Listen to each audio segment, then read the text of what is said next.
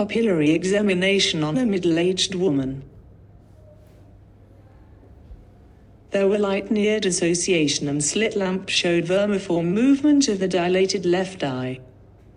She also had absent ankle jerk. The diagnosis was a home Addis pupil. Questions on possible causes and symptoms of Addis pupil. Case 4. Orbital examination of a middle-aged woman with the right proptosis. The patient had an axial proptosis with paralysis of the third, fourth and sixth nerve. There were also absent corneal sensation. I gave a differential diagnosis of orbital apex syndrome and was told that the patient had an orbital apex meningioma. Case 2. Examination of the hands of a patient with rheumatoid arthritis. The patient had the classical signs of ulnar deviation of the MACP joints, volar subluxation, etc. He also had rheumatoid nodules at the elbow. I was asked about the ocular complications of rheumatoid arthritis, including the drugs used to treat it. I was also asked to examine the cornea on the slit lamp. There were vertical striae in both eyes. I made the diagnosis of keratoconus and was asked how I would confirm the diagnosis.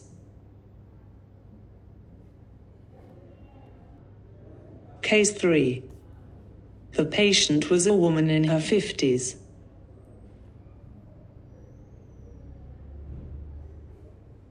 I was asked to examine the fundus with a direct ophthalmoscope. She had a left pale disc. Questions on the possible diagnosis. I was asked to examine the cardiovascular system and the patient's thyroid status. She had atrial fibrillation and was clinically hyperthyroid, cold hands, slow pulse and delayed relaxation of the tendon reflex. Case 1. I was introduced to a woman in her 30s and asked to take a history. I noted that she was tall and suspected that she may have Marfan syndrome. The history revealed that she had problems with her vision since teen and had retinal detachments operation. The examiner then asked me to perform the necessary examination. I chose to examine the anterior segment on the slit lamp, which revealed bilateral lens subluxation with some nucleus sclerosis. I was asked about the other systemic manifestation of Marfan syndrome and the various options of treating the lens problems. Case 2. The next patient was a middle-aged man. The examiner told me that he had had a right penetrating eye injury and wanted me to examine the anterior segment.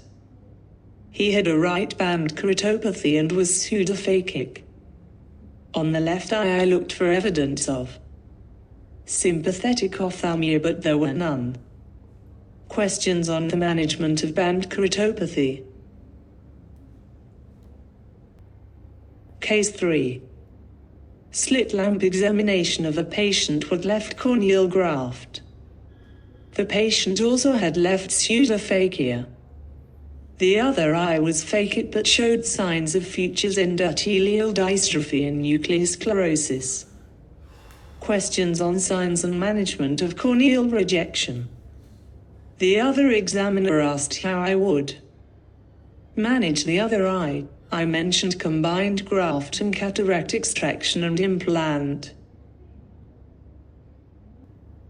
Case 4. Another slit lamp examination. The patient had a right pseudo-exfoliation syndrome with trabeculectomy and cataract. Questions on the possible complication of cataract extraction in such patient. Case 5. slit lamp examination of the corneal of a man in his 20s. He had bilateral horizontal Descemet's breaks, but the corneal diameter in both eyes were normal. There were also scars on the temporal cornea near the limbus, which I told the examiners were due to previous goniotomy. Questions on the incidence, presentation and management of primary congenital glaucoma.